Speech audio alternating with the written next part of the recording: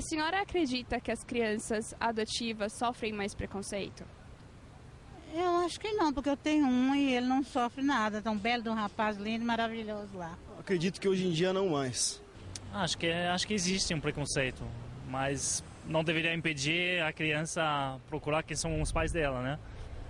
Eu acho que é importante para ela. Sim, claro, sempre. Porque na sociedade, numa família, sempre vai pensar que não é o sangue, né? Então tem esse preconceito. Isso é óbvio. Mas eu acho que elas têm que saber, porque elas têm que saber de onde que elas vêm. Você acha que elas têm o direito de saber que são adotivas ou não? Acho que devem. A partir de 5, 6, 7 anos, começa a ter um entendimento melhor da vida, já tem que saber sim. Tem, totalmente. Acho que elas têm que saber. O meu sabe, né? O meu, ele sabe e ele diz que a mãe dele sou eu, né? Então... Uau, que pergunta! Eu não estava esperando isso. Acho que tem um direito a saber. É muito importante para a criança. Começa agora o programa Transição, a visão espírita para um novo tempo. E é com grande alegria e gratidão que nós contamos com a sua presença, com a sua companhia.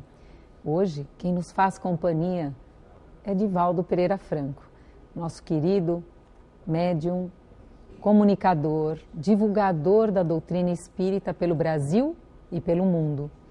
O tema que nós trazemos para vocês hoje é o tema da adoção, porque amanhã, dia 25 de maio, é o dia da adoção. E vamos começar perguntando qual é a visão dentro da doutrina espírita desse tema, a adoção. Como a doutrina espírita vê, Divaldo? Como uma verdadeira bênção. Feliz é quem é capaz de adotar o amor, trazer para dentro de casa os seres queridos ou os seres problemas que os recursos orgânicos não permitiram que viessem pelas vias biológicas.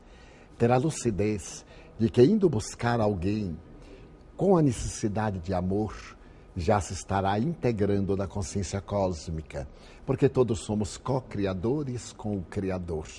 Na adoção, nós estamos realizando o trabalho da divindade que a todos nos tem como filhos e de Jesus Cristo que a todos nos adotou como irmãos.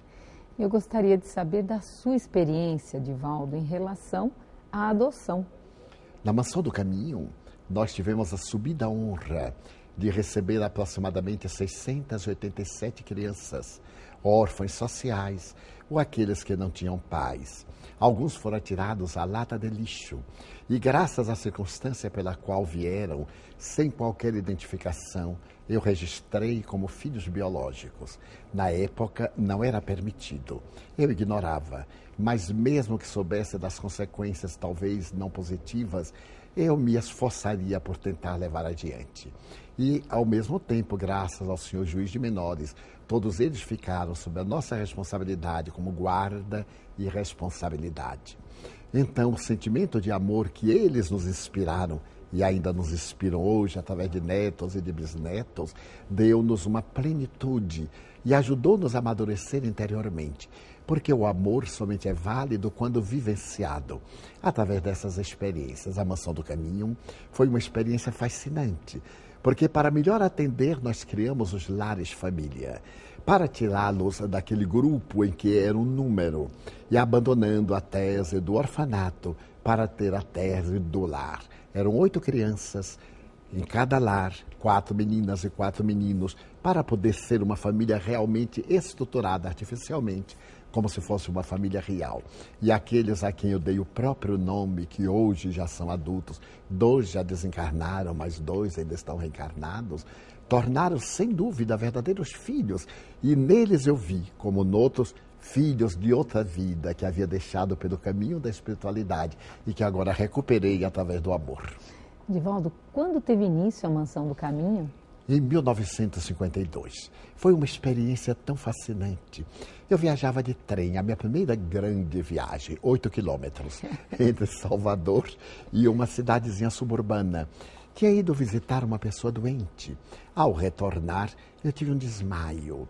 Era o desdobramento que eu ignorava. E vi uma área imensa com muitas casas, muita criança, muitas árvores e um senhor de costas. Eu acerquei-me do senhor e quando ele se voltou já era alguém muito idoso, com o meu rosto.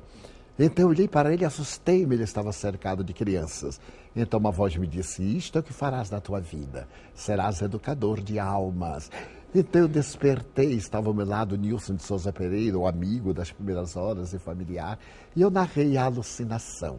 Era nada mais do que a programação do futuro. A Mansão do Caminho foi inaugurada no dia 15 de agosto de 1952, em um lar grande de 3 pisos. Depois conseguimos a área que eu tinha visto psiquicamente. E ali nós erguemos uma comunidade onde hoje atendemos a 3.190 crianças. Deixamos de ter o lar residência para termos agora o atendimento semi-interno para toda a comunidade, sempre lidando com crianças, com adultos, com portadores do vírus HIV, soro positivo, com tuberculosos e ex-rancenianos, para poder repetir a experiência da Casa do Caminho de Simão Pedro. Nós criamos um pequeno largo que chamamos Largo da Paciência. É proibido dizer não em A Mansão do Caminho, porque nós sempre temos algo para dar. Divaldo, essa experiência que já vem aí de longa data, traz bem de perto esse tema, a adoção. E entre todas as experiências, você falou que crianças que vieram da lata de lixo, é isso, Divaldo? Sem dúvida, foram jogadas, e algumas delas eram uma lata de lixo que tinha uma tampa na porta. Nós ouvimos o choro, o porteiro, e quando abriu estava uma criança dentro, devorada pelas formigas, na parte do sexo, no cordão da placenta e nas pálpebras. Uma delas ficou com marcas e chorava afrodescendente. Ele me chamou quando eu vi aquela criança. Eu experimentei algo e tão estranho. Corri ao tabelião com a criança nas mãos e disse, venho registrar o filho. Ele olhou, a criança era afrodescendente. Ele disse, mas seu filho? Eu digo assim, senhor, seu nome, Divaldo Pereira Franco. O nome da criança, Jaguaraçu Pereira Franco. O nome da mãe, eu entusiasmado disse, não tem. Ele sorriu e disse, mas deve ter. Eu digo, esse senhor. E quem é a mãe? Eu digo, não sei. Ele disse, mas como não sabe? A mãe pode não saber quem é o pai, mas o pai tem que saber quem é a mãe. Então, neste conflito, eu vi entrar um espírito. E acercando-se, me disse, ponha meu nome, Alta de Souza, a poetisa potiguar, que havia morrido em Natal, tuberculosa, no ano de 1901. Então eu coloquei o nome de Alta de Souza. Ele sorriu muito, disse, curioso, este nome me é familiar. Eu digo, a mim também. E assim o segundo, o terceiro, o quarto, que os 2 outros não foram deixados na porta do lixo, mas deixados num banco de jardim. E o senhor, o meritíssimo juiz, me encaminhou. Então o amor não é menor do que do filho biológico. Creio que é até maior. Porque o filho biológico nós temos porque temos. E o adotado nós temos porque queremos. Nós vamos buscá-lo.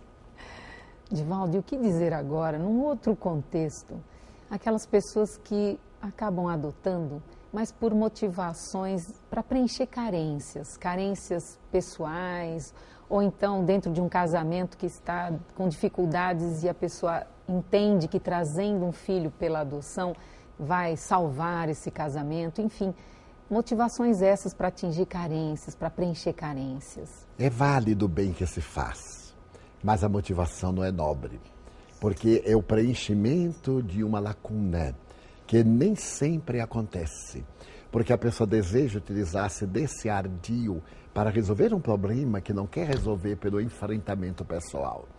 E como um filho sempre nos dá preocupações, nos dá trabalho, muitas vezes, quando é por carência afetiva, por necessidade de melhorar um relacionamento de natureza conjugal, nós passamos a transferir para a criança as nossas inseguranças. E muitas vezes passamos a olhar como alguém que não preencheu aquele vazio existencial, nem preencheu a finalidade, nascendo certos sentimentos ambivalentes, momentos de amor, momentos de rechaço, momentos de ternura, momentos de ódio. E ocorre uma coisa muito curiosa. Muitas mães que não tiveram oportunidade da progenitura biológica tomam aquela criança e neste momento relaxam. Então os óvulos amadurecem e fecundam. Verdade. E ao fecundar vem um filho biológico e o útero se torna um intruso. Porque começa, este é o meu filho. Não, ambos são meus filhos. Este por adoção que eu fui buscar e esse por determinação das leis biológicas que chegou até mim. Então é necessário que antes da adoção você faça uma reflexão. Qual é o objetivo pelo qual eu quero adotar? É porque eu quero amar, é porque em realidade eu quero ser útil, quero oferecer algo de bom que eu tenho dentro de mim e naturalmente também receber o bom que o amor vai dar, para evitarmos arrependimentos tardios. Divaldo, quando, se sim ou se não, contar ao filho adotivo que ele é adotivo? Desde o primeiro momento.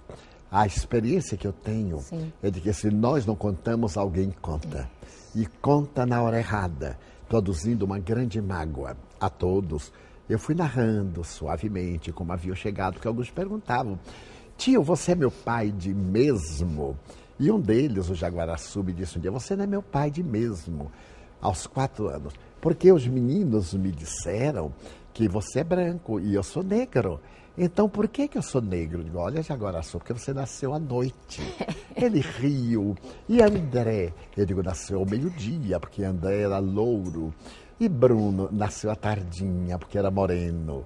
E então eu fui explicando: nem todos os filhos vêm através do corpo da gente. Você é meu filho porque eu quis, eu fui buscar você. E lentamente narrei. Quando ele disse: mas disseram que eu estava na lata de lixo, eu digo: ah, foi. Foi uma ideia fantástica que sua mãe teve. Porque se ela viesse trazê-lo, eu não aceitaria. Porque eu não educo crianças que têm pais vivos e que podem educá-los. Ela então teve a ideia: eu ponho aqui na lata, que é o único lugar que ele está preservado, e ele vai ter que receber.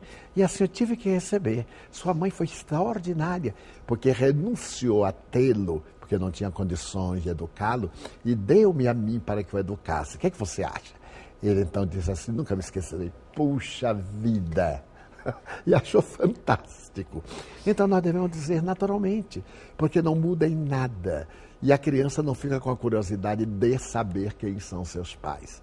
Quando nós conservamos o chamado segredo, é também falta de amor, é falta de confiança. Nós desestruturamos aquele a quem estamos educando, não confiamos nele. E devemos, com suavidade, no momento próprio, de acordo com as circunstâncias, narrar com naturalidade. Porque ele vai ter confiança absoluta também em nós. E vai nos ver com muito carinho, pelo ato de o termos aceito, com essa ternura que não é diferente daquela biológica. E no caso da omissão, quais são as eventuais consequências? Porque muitos pais, por medo, relatam eles, não contam e não param para analisar as consequências da omissão. Exato. No dia em que este adotado vier a saber, ele tem um choque. Primeiro ele vê que a sua vida foi uma farsa e não confiará mais nos pais. E vem a curiosidade de conhecer os pais, de querer conhecer de qualquer forma, porque isso lhe daria a segurança. Ele saberia que tem alguém que realmente lhe pertence ou a quem ele pertence. Daí, por circunstâncias do medo, da criança ficar chocada ou não, nós omitimos. Mas sempre há um vizinho que sabe, há um familiar do nosso grupo que conhece. E na primeira oportunidade vai dizer, de maneira impiedosa. Já conheço casos de jovens que atingiram certo status e alguém diz: o que é que você está pensando que é? Você não é filho de verdade, não. E aí narra a história de uma maneira traumatizante. E agora aí o efeito é irrecuperável. Nós devemos dizer. Por isso que você já tinha dito antes que não é só a questão do tempo, no tempo inapropriado, mas da forma também. Bem suave, com tranquilidade. Eu gosto de dizer, ainda hoje, para eles: olha aí, quem tem o filho na barriga é obrigado a cuidar. Agora quem não tem diz: olha, eu amo tanto que eu vou procurar. Ah, eu quero esse. Eu lhe elegi. Eu escolhi você porque me tocou o coração. Então nasce um sentimento de segurança e de orgulho, no bom sentido, na criança. E se a criança, a partir daí, tiver vontade de conhecer os pais biológicos, Divaldo? Nós então falaremos com naturalidade. Você tem o direito, mas eu vou lhe confessar, não sei quem é.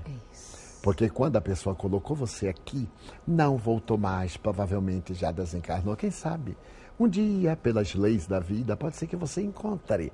Ou se seu pai ou sua mãe não o encontrou, sabendo que você está aqui, não veio visitar, talvez não queira, porque tem conflitos. Mas nós nunca nos oporemos a que você procure. E se eu puder ajudar, contribuirei de maneira positiva. Com bem naturalidade, porque o filho não é nosso. Deveremos considerar que mesmo o filho biológico não é nosso. É um empréstimo da divindade. E nós criamos o filho não para nós, mas para a sociedade. No livro SOS Família, Joana de Ângeles, o que ela nos diz a respeito da adoção, Divaldo? Ela aborda a questão como sendo um dos momentos culminantes da nossa evolução do amor. Porque na hora que nós podemos repartir o amor através da adoção, nós estamos muito ricos. E esta riqueza não pode ficar acumulada, guardada como a luz ali no alqueire. Ela tem que ir para o lugar em que possa brilhar. Nós, ao repartirmos isto, estamos distribuindo uma grande messe de esperança para a humanidade. Adotamos um cão, adotamos um gato, adotamos um pássaro, adotamos um amigo fraternalmente, adotamos um filho, porque amamos. Então nasce uma reciprocidade afetiva que nutre e que dá vida. E se por acaso este ser vem apresentar mais tarde uma síndrome, conforme falamos no programa passado, se ele vem apresentar uma deficiência que às vezes ocorre, são as leis justas que mandam aos nossos braços o ser querido que não encontrou tempo em nosso corpo e veio por vias indiretas para os dois trabalharmos a honra. Chico Xavier, oportunamente, diante de uma mãe que tinha um filho com síndrome de Down, mas muito marcada, ele disse assim: minha filha, somente as mulheres que muito amam são honradas com filhos dessa natureza, para poder dar metade da sua vida. E eu vi aquela senhora com lágrimas dizer: Chico, eu não trocaria meu anjo crucificado por nada do mundo, tal do amor que me inspira. Que vitória do amor. Você me fez lembrar, seu Amilcar Del Chiaro, que 2 adoções. Exatamente. Né? O Carlos, com uma dificuldade muito grande, um diagnóstico de esquizofrenia, e o Marquinhos, que nós conhecemos, que ele adotou, eram gêmeos. Eu me lembro. O outro, um gênio, o outro que ele não adotou, e o que ele adotou com uma síndrome e uma dificuldade. Então aí, o que você diz, quanto amor, não só ele, como ele distribuía ao redor do Centro Espírita, discípulos do Evangelho. E que exemplo vivo ele era. Verdade. Que veio de uma problemática de saúde muito grave, que ficou com marcas físicas, mas não psíquicas, que resgatou e veio então receber o anjo crucificado para sublimar-se. E hoje, no além, Amilcar Del Chiaro é um dos espíritos nobres que, ao lado de Jesus Gonçalves, trabalha pela hanseníase moral. Essa que dá campo à hanseníase orgânica. Isso, e aí a minha homenagem, porque ele foi meu primeiro professor dentro da Casa Espírita nos idos de 1977. Então, a gratidão pelos ensinamentos, né? E pelo exemplo de vida. E pelo exemplo de vida. Aprendemos no Evangelho, segundo o Espiritismo, que existem 2 famílias, a família corporal e a família espiritual. O que você tem a dizer, Divaldo? Que a família espiritual muitas vezes vem ter conosco formando o grupo biológico. Mas nem sempre nós temos a família que nós gostaríamos. Muitas vezes vem também da família espiritual aquelas entidades a quem prejudicamos e reencarnam-se para ser verdadeiros cobradores nossos. Mas, ao mesmo tempo, graças à família biológica, à família material, nós estamos ensaiando a família universal. Porque vamos treinando o amor com aqueles que não são da nossa carne nem do nosso sangue, para podermos um dia expandir a nossa família a todas as criaturas sencientes, como dizia Buda, vegetais, animais e humanas.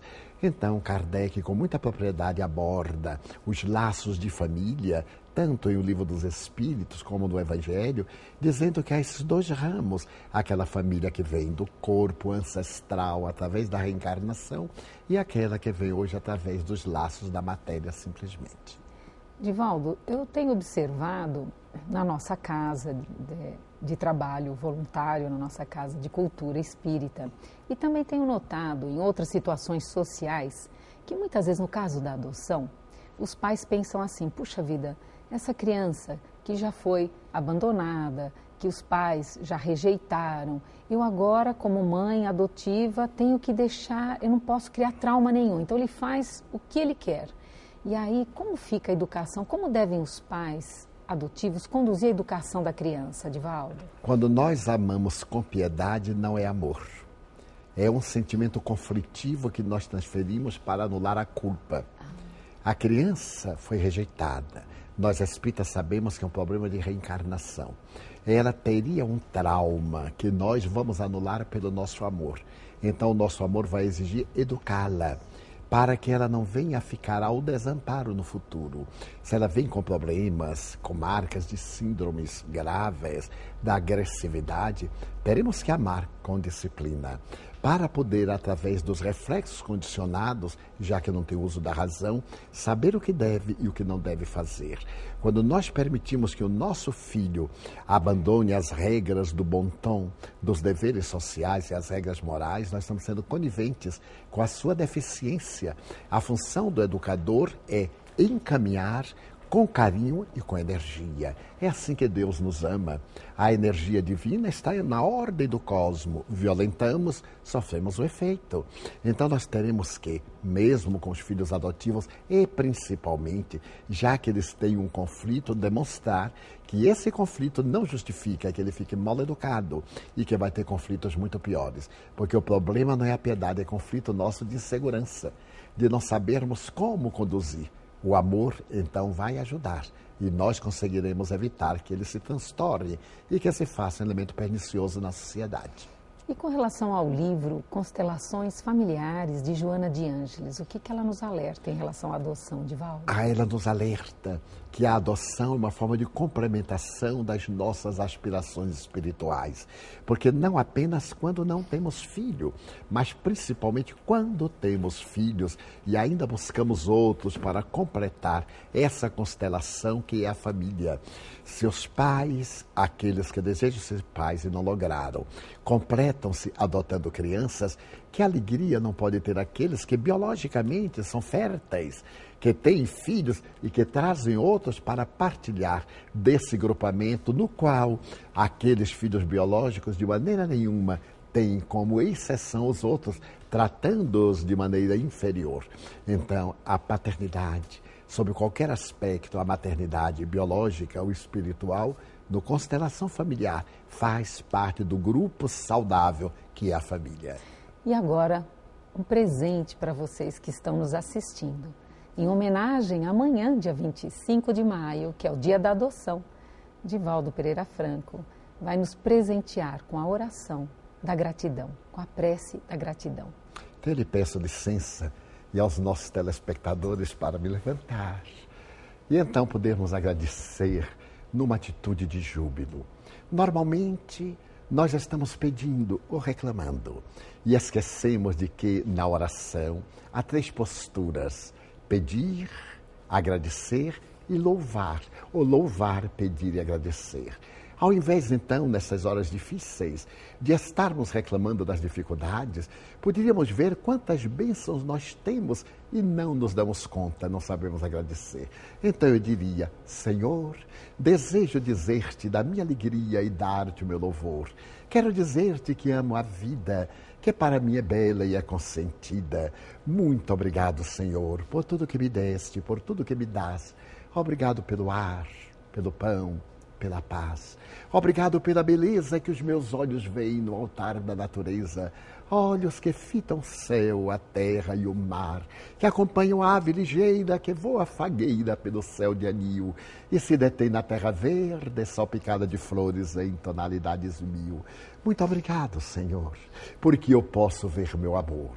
Mas diante da minha visão eu detecto os cegos, que se atormentam na escuridão, que se debatem na solidão, que sofrem na multidão.